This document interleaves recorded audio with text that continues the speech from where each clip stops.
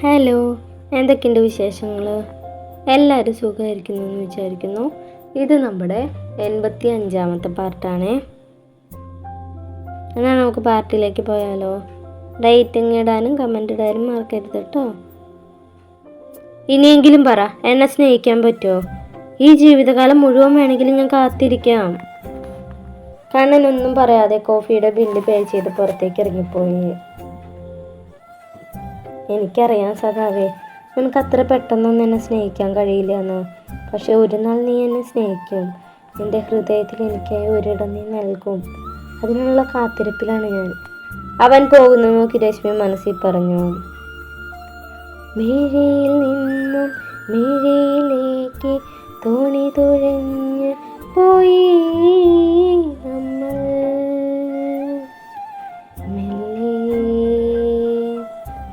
രാത്രി പാറുണ പാട്ടും പാടി ബാത്റൂമിൽ നിന്നും കുളിച്ചിറങ്ങി. ശിവ പുറത്തു പോയതുകൊണ്ട് പാറുണ താഴേക്ക് പോയിരുന്നില്ല. കയ്യിലുള്ള ടവൽ സ്റ്റാൻഡിൽ വിരിച്ചിട്ട് തിരിഞ്ഞതും പെട്ടെന്ന് കറണ്ട് പോയി. പാറുണ ടേബിളിന് മുകളിൽ ഇരിക്കുന്ന ഫോൺ തിരയാൻ തുടങ്ങി. പക്ഷെ ഫോൺ കാണാനില്ല. പെട്ടെന്ന് പിന്നിൽ എന്തോ അനക്കം കേട്ടതും അവൾ തിരിഞ്ഞു നോക്കി. ഇരുട്ട് കാരണം ഒന്നും കാണാനുണ്ടായിരുന്നില്ല. അവൾക്ക് മനസ്സിൽ വല്ലാത്ത ഭയം നിറയാൻ തുടങ്ങിയിരുന്നു. ശിവ, വെറുതെ കളിക്കല്ലേ, എനിക്ക് നല്ല പേടിയാവുന്നു കേട്ടോ, അവൾ വിറച്ചുകൊണ്ട് പറഞ്ഞു. പെട്ടെന്ന് തൻ്റെ കഴുത്തിൽ ആരോ പിടിച്ചതും ശ്വാസം കിട്ടാതെ പാറുണ പിടയാൻ തുടങ്ങി. കഴുത്തിലെ പിടി വിടാക്കാൻ ശ്രമിക്കുന്നുണ്ടെങ്കിലും കഴിയുന്നില്ല. ശിവ, അവൾ പിടച്ചിലിനിടയിലും വിളിച്ചു. പെട്ടെന്ന് തൻ്റെ കഴുത്തിലെ പിടിയായിരുന്നത് വരെ അവൾ അറിഞ്ഞു. ശിവ, അവൾ തനിക്ക് കഴിയുന്ന ശബ്ദത്തിൽ ഉറക്കെ അലറി. അവളുടെ ശബ്ദം കേട്ട് തറവാട്ടിലുള്ളവർ എല്ലാം റൂമിലേക്ക് ഓടിയെത്തി. ഒപ്പം എല്ലായിടങ്ങളിലും ലൈറ്റും തെളിഞ്ഞു. എന്താ കുട്ടി, എന്താ പറ്റിയേ? മുത്തശ്ശി പരിഭ്രമത്തോടെ ചോദിച്ചു. മുത്തശ്ശി, അവിടെ അവിടെ ആരുണ്ട്, എന്റെ കഴുത്തി പിടിച്ചു, അയാൾ വിറച്ചുകൊണ്ട് പറഞ്ഞു. അവിടെ ആരുമില്ല, കുട്ടിക്ക് തോന്നിയതായിരിക്കും, മുത്തശ്ശി മുറി മുഴുവൻ നോക്കിക്കൊണ്ട് പറഞ്ഞു. അല്ല മുത്തശ്ശി, ഉണ്ടായിരുന്നു, അവൾ ചുറ്റും നോക്കിക്കൊണ്ട് പറഞ്ഞു. കണ്ണൻ എവിടെ? മുത്തശ്ശി ഗൗരവത്തിൽ ചോദിച്ചു. ശിവ, അല്ല, ഈ ഏട്ടൻ പുറത്തു പോയിരിക്കുക, പാറുണ പറഞ്ഞു. അവൻ ഇവിടേക്ക് വരട്ടെ, ഞാൻ വെച്ചിട്ടുണ്ട്. സ്വന്തം ഭാര്യ കൂടെ ഇരിക്കാൻ പോലും വയ്യാത്ത എന്ത് തിരക്കാനാണ് അവനുള്ളത് എന്ന് എനിക്ക് അറിയണം. അത് മുത്തശ്ശി. വേണ്ട, ഒന്നും പറയണ്ട. ശിവ, നീ ഇവളുടെ കൂടെ ഇവിടെ ഇരിക്കി, മുത്തശ്ശി ഗൗരവത്തിലായി പറഞ്ഞ് താഴേക്ക് പോയി. ശിവ വീട്ടിലേക്ക് വരുമ്പോഴേക്കും നേരം കുറച്ച് വൈകിയിരുന്നു. അവനെ കാത്ത് മുത്തശ്ശി ഉമ്മർത്ത് തന്നെ ഇരിക്കുന്നുണ്ട്. എന്താ നിന്റെ ഉദ്ദേശം? മുത്തശ്ശി ഗൗരവത്തോട് ചോദിച്ചു. എന്തുദ്ദേശം?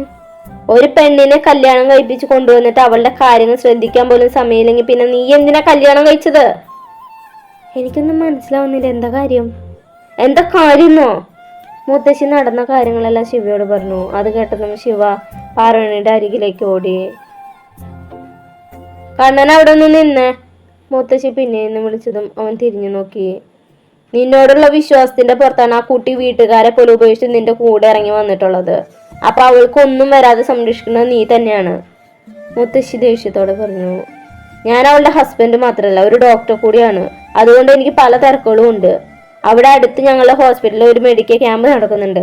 അതുകൊണ്ട് എനിക്ക് അവിടെ വരെ പോകേണ്ട ആവശ്യം വന്നു. അതുകൊണ്ടാണ് പോയത്. ആവശ്യമുണ്ടെങ്കിൽ ഞാൻ ഇനിയും പോവും. പിന്നെ ഒരു കാര്യം, ഇത് നിങ്ങളുടെ വീടാണ്. ഇവിടെ വെച്ച് ഒരാൾക്ക് എന്തെങ്കിലും പറ്റിയിട്ടുണ്ടെങ്കിൽ അത് നിങ്ങളുടെ ഉത്തരവാദിത്തം കൂടിയാണ്. എന്റെ മാത്രം കുറ്റം വെക്കണ്ട, ശിവയും അതേ രീതിയിൽ മറുപടി പറഞ്ഞു. മൊത്തത്തിൽ തിരിച്ചെന്തോ പറയുന്നതിന് മുമ്പേ തന്നെ ശിവ സ്റ്റെയർ കയറി പാർവണിയുടെ അടുത്തെത്തിയിരുന്നു. ആരെ കെട്ടിക്കാനടി നീ വാതിൽ തുറന്നിട്ട് ഇവിടെ ഇരിക്കണേ? ശിവ റൂമിലേക്ക് കയറിയതും അലറി.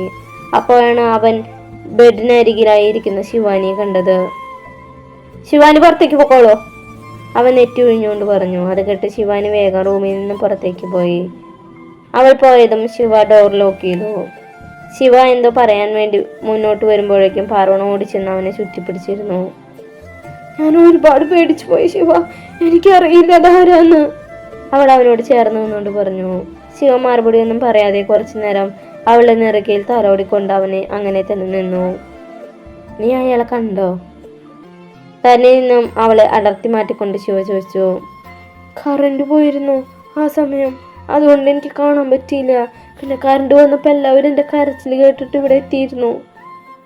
മുത്തശ്ശി മുറി മുഴുവൻ നോക്കി, പക്ഷെ ആരെയും കാണാനുണ്ടായിരുന്നില്ല. മുത്തശ്ശി പറയുന്ന എനിക്ക് തോന്നിയതായിരിക്കുന്ന, പക്ഷേ ശരിക്കും എൻ്റെ കഴുത്തിൽ ആരോ പിടിച്ചു. ശിവ, നിനക്ക് ഇരുട്ട് പേടിയല്ലേ, അതുകൊണ്ട് തോന്നിയതായിരിക്കും. പക്ഷെ എന്നാലും കഴുത്തിപ്പോഴും വേദനിക്കുന്നുണ്ട്. അവൾ കഴുത്തിൽ കൈവച്ച് പറഞ്ഞു. അപ്പോഴാണ് ശിവ തൻ്റെ കഴുത്തിൽ കിടക്കുന്ന പാട് കണ്ടത്. അത് കണ്ടതും ശിവ അവിടെ നിന്ന് അവളെ അടർത്തി മാറ്റി ദേഷ്യത്തോടെ പുറത്തേക്ക് പോകാൻ നിന്നു. നീ എവിടേക്കാ ശിവ? അവൻ്റെ കൈ പിടിച്ചുകൊണ്ട് പാർവണ ചോദിച്ചു. ഇത് ചെയ്തത് ഏത് ദേശം മോനാന്ന് എനിക്കറിയാം. അവൻ ആരാണെങ്കിൽ ഞാൻ വെറുതെ വിടില്ല.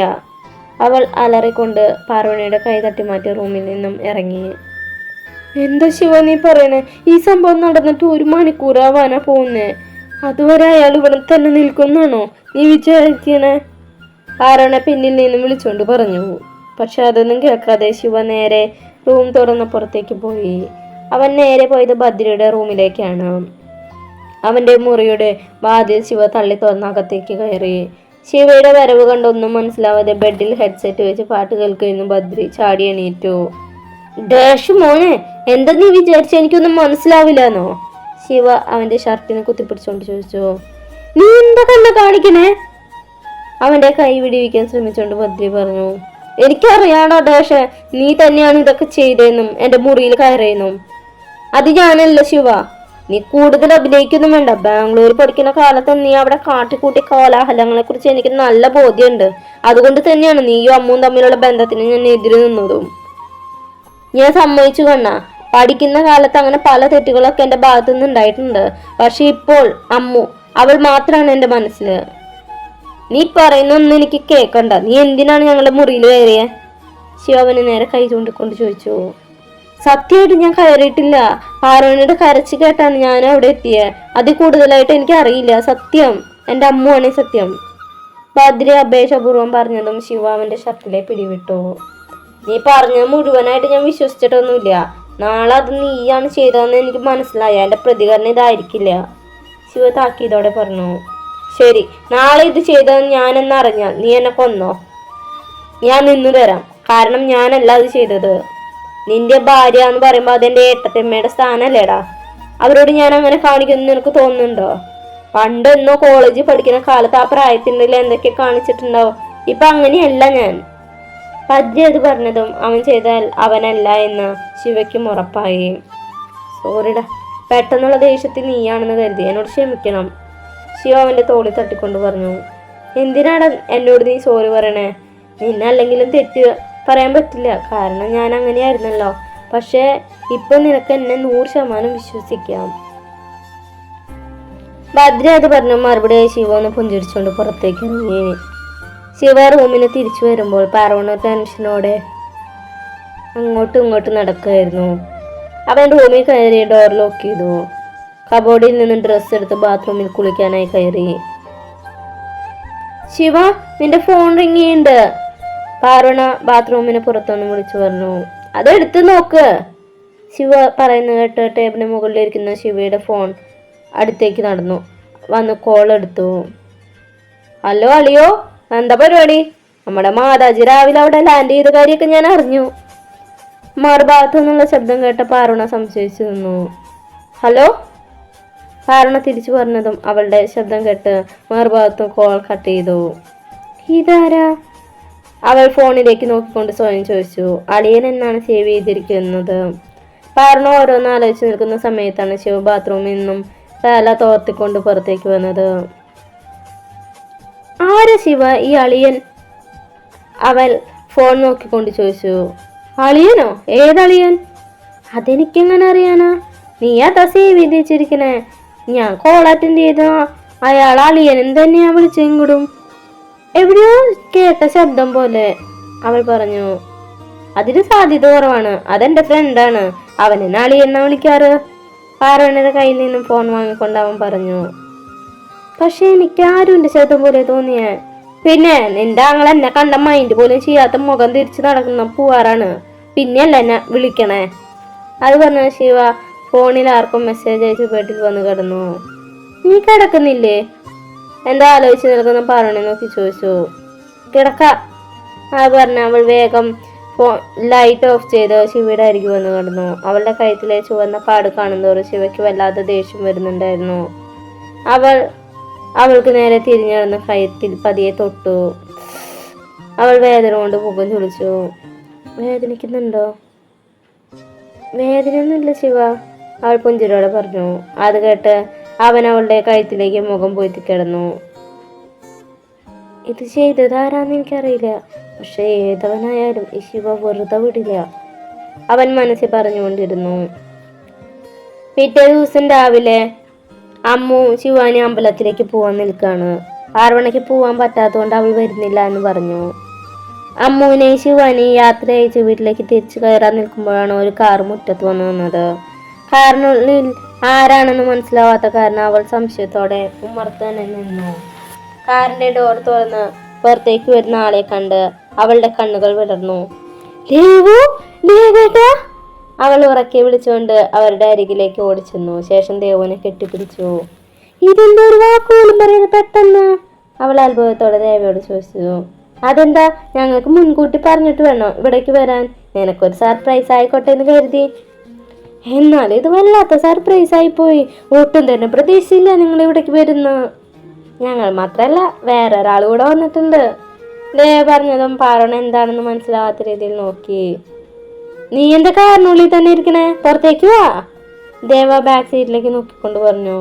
അത് കേട്ട് പാറുവിനെയും പിന്നിലേക്ക് നോക്കിയപ്പോൾ ബാക്ക് ഡോർ തുറന്ന് പുറത്തു വരുന്ന ആളെ കണ്ട് ശരിക്കും ഞെട്ടിയിരുന്നു.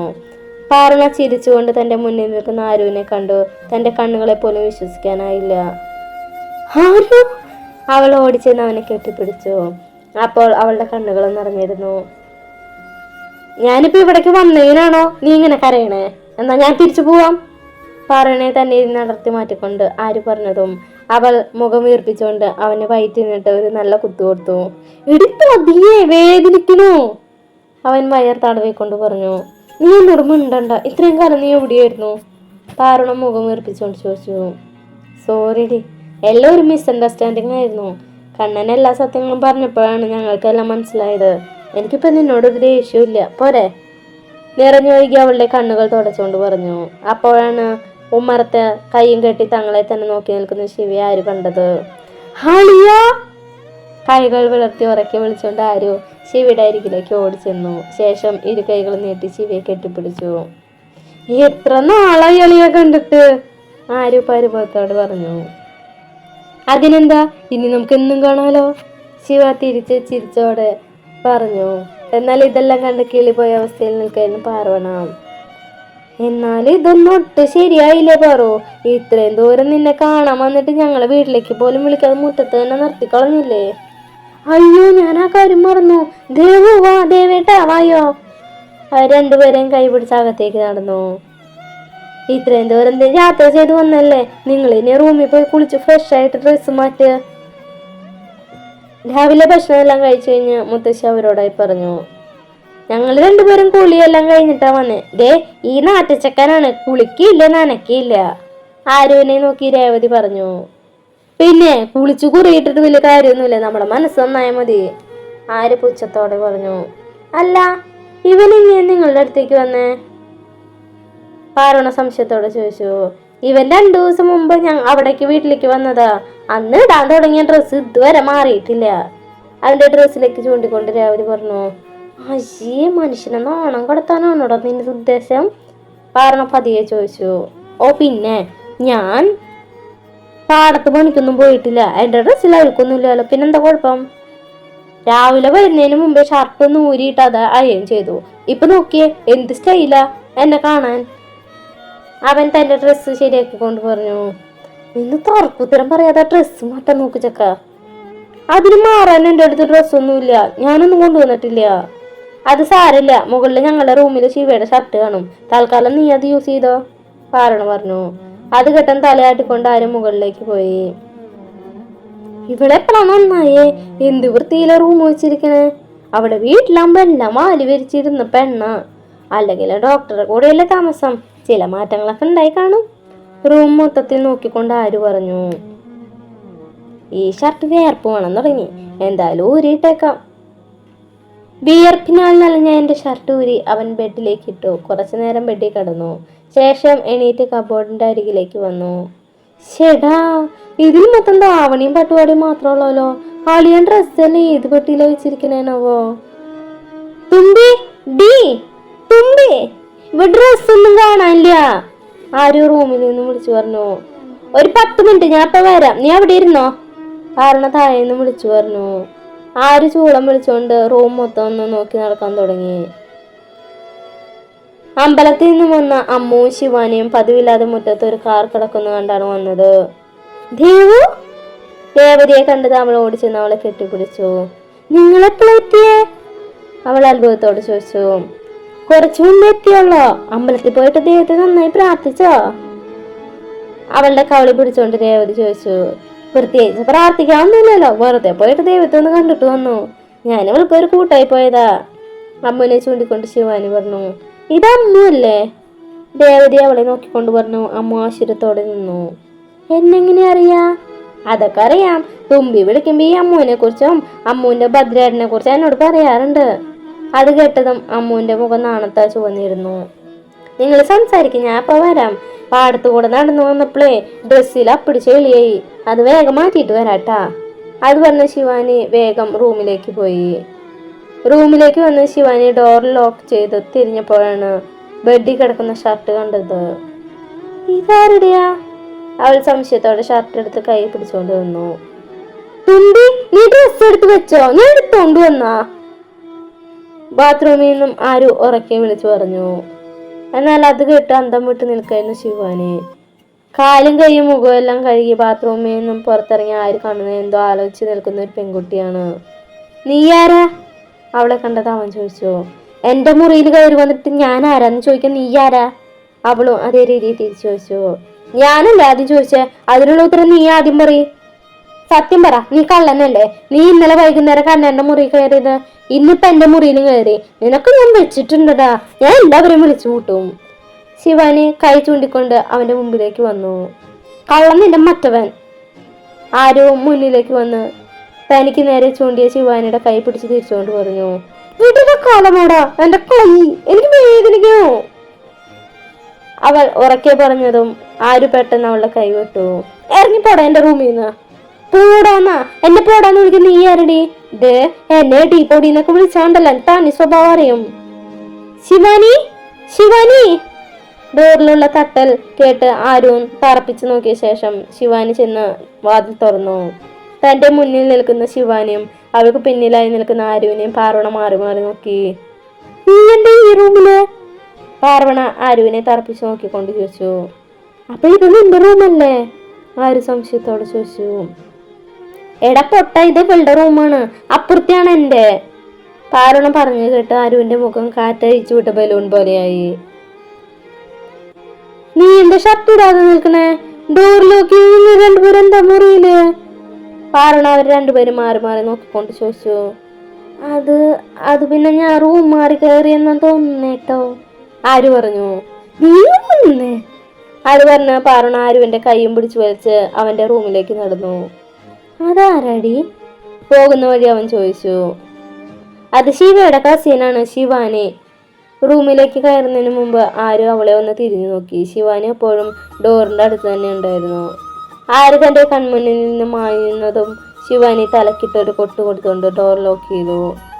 ഡ്രസ്സ് മാറ്റാനായി കണ്ണാടിക്ക് മുന്നിൽ വന്ന് നിന്നതും വീണ്ടും ആരോ ഡോറിൽ നോക്ക് ചെയ്തു.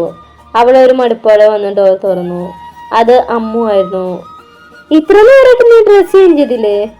അവൾ സംശയത്തോടെ ചോദിച്ചു. ഇല്ല, മാറ്റാൻ പോവായിരുന്നു. വേഗം മാറ്ററ്, എന്നിട്ട് നമുക്ക് താഴേക്ക് പോവാം. അത് പറഞ്ഞ അമ്മു ബെഡിൽ വന്നിരുന്നു. അപ്പോഴാണ് അവിടെ കിടക്കുന്ന ഷർട്ട് അവൾ കണ്ടത്. ഇതാരുടെയാ? അവൾ ഷർട്ട് ഉയർത്തിപ്പിടിച്ചുകൊണ്ട് ചോദിച്ചു. ഇതെന്റെയാ. അവൾ പെട്ടെന്ന് പറഞ്ഞ അമ്മുവിന്റെ കയ്യിൽ നിന്ന് ഷർട്ട് വാങ്ങി. അത് നീ എന്തിനാ അങ്ങനെ തിരക്ക് പിടിക്കണേ? ചോദിച്ചാൽ ഞാൻ തരുമല്ലോ. എനിക്കൊന്നും വേണ്ട അതിന്റെ ഷർട്ട്. അമ്മു മുഖം കൂട്ടിക്കൊണ്ട് പറഞ്ഞു. ശിവാനി ആ ഷർട്ട് കബോർഡിലായി എടുത്തു വെച്ചു. ശേഷം ബാത്റൂമിലേക്ക് പോയി ഡ്രസ്സ് മാറ്റി അമ്മുവിന്റെ ഒപ്പം താഴേക്ക് നടന്നു. താഴേക്ക് പോകുമ്പോഴും അവളുടെ കണ്ണുകൾ പാർവണയുടെ മുറിയിലേക്ക് നീണ്ടിരുന്നു. പക്ഷേ ആ വാതിൽ അടഞ്ഞായിരുന്നു കിടന്നിരുന്നത്. അപ്പോൾ ഇന്നത്തെ പാട്ട് കഴിഞ്ഞല്ലോ. എങ്ങനെയുണ്ടായിരുന്നു? ഇഷ്ടപ്പെട്ടോ? അപ്പോൾ ശിവാനിക്കൊരു കൂട്ടായി എന്ന് തോന്നുന്നില്ലേ? എന്നാ തോന്നൽ വേണ്ട, വെറുതെ പറഞ്ഞതാ. നമുക്ക് അവർ സെറ്റാക്കട്ടെ പെട്ടെന്ന്. അപ്പോൾ നാളത്തെ പാർട്ടിൽ കാണാം. Bye, thank U.